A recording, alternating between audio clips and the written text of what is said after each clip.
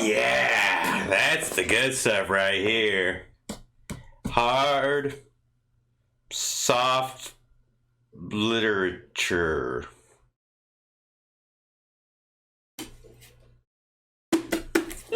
Yeah. I mean, sort of, kind of. I tell you what, I'll check it out. You know, I'm not normally one to destroy books, but I'm just kind of big for it. Hiya, folks. Fruit and Doggy here to do another book discussion, and today I am covering Maze of Worlds by Brian Lumley. It is right at 500 pages long and was published in 1998. Now, I have never heard of this author before, but apparently they have a good couple dozen books under their belt, and this is actually the sequel of another book by the name The House of Doors, which I did not read beforehand. And ironically, having read this book, I'm actually happy I didn't read that one first, because I'll be doing a little bit of spoiler territory, but in essence, this book seems to be borrowing / ripping off heavily from the first story. But as always, I'm going to read the book summary, and I'm going to try to show this on the camera, but the back cover, you can see the font slightly, this white font, Earth is under attack, it actually overlaps the very first sentence of the book's summary. Oh, I'm sorry, that doesn't show it more clearly. But I have never seen that sort of error on a book summary before. I am very surprised that the company let this go out looking like that. It's very amateur looking. But anyways, Earth is under attack. Alien beings bent on our destruction have seeded the world with horrible machines capable of transforming our planet into a hellhole where only they can live. Our only hope is to solve the puzzle of a four-dimensional maze, an alien thing that is part building, part machine, and part psychological torture chamber. A few brave men and women, and one fearless dog, dare to enter the maze. What they find there will change their lives forever, as the alien machinery creates terrifying worlds based on their worst nightmares. And basically, with this being a sequel, the men and women going into this, I'm going to call it, the alien world, we'll say, it's basically, think of it as it's much larger on the inside than it looks on the outside. It's able to twist and bend and warp reality. And as you go into, that's why the first one was called The House of Doors, and this one's The Maze of Worlds. Basically, you go inside, you're trying to go from one area to the next, not necessarily in a linear sense, you're not making a linear progression, but the longer you're able to survive in this device, that shows your worthiness, and that's basically what the aliens designed this technology for. So they go to an inhabited world, they set this device down, and they test to see if the sentient life is able to go through it, to go through this trial, and to make it out in one piece. And I don't know that I understand the rules 100%, but in essence, it seems as if no matter how monstrous the creatures, the entities you encounter, which are based around your fears, so think clowns, spiders, snakes, heights, speaking in public, those would be common fears that would generate in this device and torture people, but it's a psychological test, basically. Can you confront your fears? Can you navigate your way through this hellish nightmare world? And instead of being a quivering ball of jelly who gives up and not exactly commits suicide, but through your lack of drive and effort, your willingness to struggle and fight, you would in essence die. I think ultimately, because you don't actually like it. If you have some sort of ailment when you go in there, it seems like it cures you of it. It keeps you hydrated. It keeps you fed. You have enough nourishment to continue on. So it's and if you have illnesses, not just illnesses, but I mean injuries, then it'll heal those as well. So again, it's the matter of, will you have the ability to become aware of that? Will you start to realize the rules of this device, or will you just be freaking out so much and break down that you can't struggle, you can't come to terms with your environment, your situation, and fight back, work your way through it?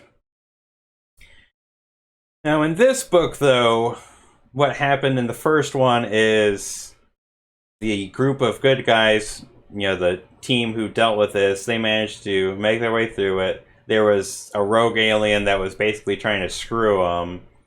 And the aliens, they didn't kill them. They didn't give them the death penalty. They just sort of exiled them. And then he wound up teaming up with other beings from this alien race that have been exiled, who are now going around with their own renditions of these devices to inhabited worlds, so they can do the same thing, but they stack the deck. They change the devices so you can't heal. It just basically tortures people to death. And their goal is to terraform entire worlds to eradicate it of all the life there, so that it's comfortable for them to live there. And by them, I don't mean like an entire group of them, just like one or two. So it is wildly selfish, destructive behavior.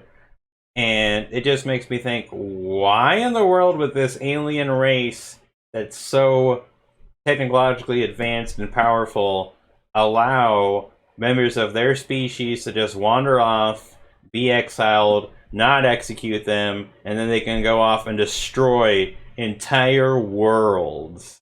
So again, I already have some problems with the story as I started to grasp what was going on. But what happens here is, ultimately, in the first one, there was only one of these devices as a test chamber for all of humanity that a few people went through. Now, multiple of these are on the planet, and what winds up happening is one of the characters kept kept the device from the first book. He still held on to it, and now it gets reactivated, and they're basically trying to go through that device in order to counter the effects of the other devices, to fight back. Now, something I haven't mentioned yet is this character who kept the device, they have this, it's described as a genetic anomaly, just a very bizarre mutation. He's the only person on the entire planet and the entire world who has this amazing ability where he basically not exactly has a telepathic connection or relationship with machines, but he almost kind of does, because he basically hears them. He has an understanding of them that goes beyond what anybody else could ever have. So, for example, in this book, when he gets in a helicopter, he tells the pilot, hey, there's something wrong with one of the blades. One of the helicopter blades is slightly off, and it turned out to be a screw. But he knew that just through the sake of his ability, even though this helicopter pilot was incredibly well skilled, knew his machine well, had no sense that anything was wrong. But this guy, magic powers, he was able to figure that out. And so when he interacts with the alien technology, those magic powers start kicking in, and he's like, hey, I'm starting to figure out how this alien technology works, and I can make it do this and that, and work to my schemes. But where the conflict comes in this story, and it takes a while to even get anywhere, like the first 100 pages are almost completely worthless, but what happens is they reactivate the device, they go into it, but then the alien that got exiled and beaten the first time is coming back for revenge, and he's going back into the device to take control of it and make it, much more treacherous, make it devastatingly deadly and lethal. But that's basically where the repeat of what happened the first time comes up, because in the first book, most of it described the hellish scenes that the people dealt with. I think it was maybe like 5 to 7 people. In this book, you have about the same number of people who wind up in the vice, but they've replaced a couple of those people. They swapped out a few. So when you go through their nightmare scenarios, they're different, they're new. But the other characters, they're dealing with the exact same horrible landscapes. It's a carbon copy knockoff. And I couldn't tell you how many times in the story they kept referencing what happened in the first book, because it was the exact same thing. It's like, yeah, this is what we dealt with last time. This is what it looked like. This was my personal nightmare. It was terrible. It was horrible. It kept repeating the same crap that happened in the first book. And you have all of these other devices out there. Does anybody go into them? Does anybody else experience these nightmare devices? These newly configured ones that don't have the inhibiting forces to allow people to heal and survive at work? No, that doesn't happen. And even though this alien is trying to get revenge and trying to stack the odds against the main characters, because it hasn't been completely reprogrammed, it has a lot of parameters at work that he can't override. So it's scarier, it's more deadly in theory, but actually not really. It gets pretty dumb ultimately. And the more I realized that the book was repeating stuff from the first story, the more I got mad, because I was thinking, wow, this author managed to take their first book, copy and paste large elements of it, even not if literally, at least creatively, at least from a story perspective they did, and it gets to count as a new story? That's a bunch of bullcrap. And what I find really ironic as well is that the main characters who are coming back for this one theoretically prepared in the interim, because they thought it's like, hey, these aliens came from the middle of nowhere. We had no idea they existed. Something like this could happen again. We have to be ready. And you would think all of humanity would kind of have the same idea, if not the government. But they don't actually prepare for that. At least not as well as they should have and could have. For instance, if I were to have gone through that sort of scenario and dealt with those problems and issues, what they talked about as being problems was stamina. Just basic physical conditioning, muscle tone, endurance. And though they sort of imply they did a little bit of that, it's pretty clear that they didn't prepare as well as they should have, especially since at the very beginning of the book, they're kind of dragging their feet about setting up their dream home because they're paranoid that things are going to screw them over again, that the other shoe's going to fall. But, I would expect them to be marathon runners. I'd expect them to be in peak physical condition, to be totally ripped and toned. I'd expect them to have, emergency supplies stacked to the nines. Weapons, munitions, a lot of backpack and things that they could, how to put it, items that they could carry easily. You know, emergency supplies, first aid kits, you know, razor sharp knives, super tough rope, canteens. They have a little bit of that, but again, not nearly to the extent I would expect. And again, speaking of the marathon running idea, I'd expect them to, you know, have the backpacks, and I expect them to basically train them the army would, where they'd be used to trekking long distances, carrying a substantial amount of weight. But they don't do that. The government, knowing exactly what they went through, the horrors that they faced, I'd expect them to create a unit that would be trained specifically for it, both physically, but also psychologically.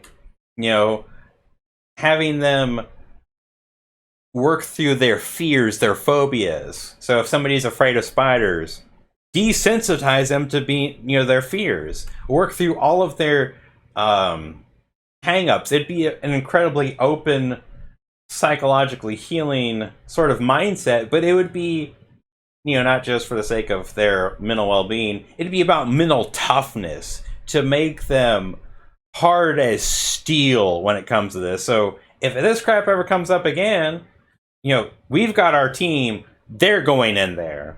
And so whatever gets thrown at them, they know that it's more or less an illusion, or, you know, it's these constructs, fight through it, go on, find the next exit.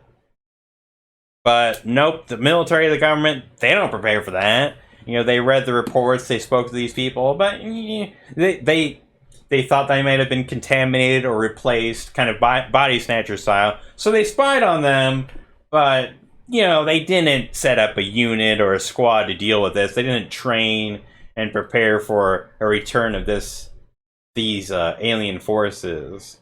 Nah, why would you do that? So again, I mean, in theory, the government's already a little bit paranoid. The government, in theory, maybe not competently, but prepares for different scenarios. Why wouldn't they prepare for this one? One that they've actually encountered before, have some idea how to theoretically counter it, but, you know, no, why not? Why bother? Why do all that? It couldn't ever happen again. It couldn't come in handy someday, right?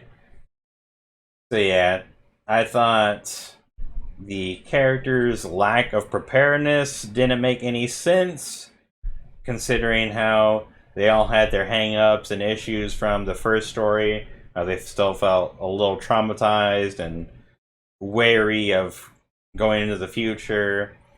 That the main character has a bullcrap genetic anomaly that gives him magic powers with technology that nobody else out of the billions of people on this planet have. You know, he's just super special. The 0.001%, you know, the chosen one, if you will. That's stupid. And it gets so bad at the very end where he basically taps into and hones and refines this power that he's always kind of been resistant to. Yeah, like, that's believable. But, you know, he taps into it in such a way that he's able to do bullcrap at the very end of the story that is just makes you shake your head like, no way. No way in the 7 layers of heck could he pull this nonsense off. You're just full of it, story. But of course, by that time, I was already kind of checked out and just reading through it to see how it would wrap up, but it already lost my interest and my respect by that point. So maybe the first book is a little bit better because it actually has a little bit more of an original concept. It's not repeating itself. But this second one, the fact, copy-pasting your own idea, your own events, your own setting, when the entire point of your book is, hey, they're going into an alien device that pulls from and creates all these alien worlds and these ideas based on your worst fears, but I'm going to repeat at least 3 people's fears lock, stock, and barrel. Yeah! Good job! Burn it, in case my tone and aggravation wasn't clear enough. But anyways, let me know if you disagree having read those two books. Tell me how I am at all possibly wrong, because I won't believe you, because bullcrap, bullcrap, and bullcrap. But anyways, I hope you enjoyed, folks, more than I enjoyed the book. I'll see you around later, and as always, fruit and doggy!